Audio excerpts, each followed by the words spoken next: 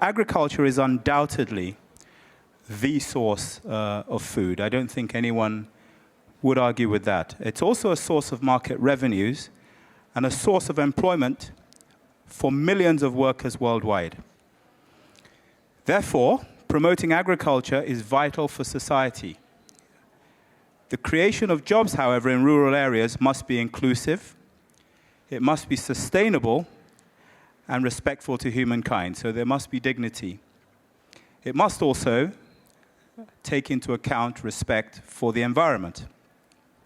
So with that said, I'd like to pose two key questions. The first one is, how can the private sector, international or national, lead to the creation of decent jobs in the agriculture sector in a way that contributes to reducing poverty, feeding the world, and of course ensuring that that there are better lives for workers and smallholders alike. And we've heard about the role that smallholders play in such an important aspect of humanity. So how can the private sector, international and national, lead in the creation of decent jobs in the agriculture sector in a way that contributes to reduce poverty, feed the world, and of course create better lives for workers and smallholders alike?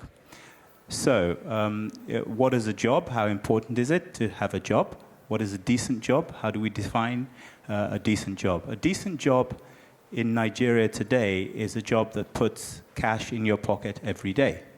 Now, how sustainable is that, and what degradation, what loss of dignity, what level of what standard of living that would earn the individual who's coming from really an extremely poor position to find, oftentimes in a rural area where they're working in agriculture, they find themselves in the city chasing cars, trying to sell sort of Chinese goods to motorists, to be able to actually put their hands on a little bit of cash, which they believe helps them to make daily decisions about what they can do or not do, what they can eat or not eat, where they can go or not go. It's a real challenge, because in the long term, these so-called jobs may not be sustainable in the same sort of way that an organized, well-structured agricultural, if I could use the word, career would be able to provide for these people in the long term.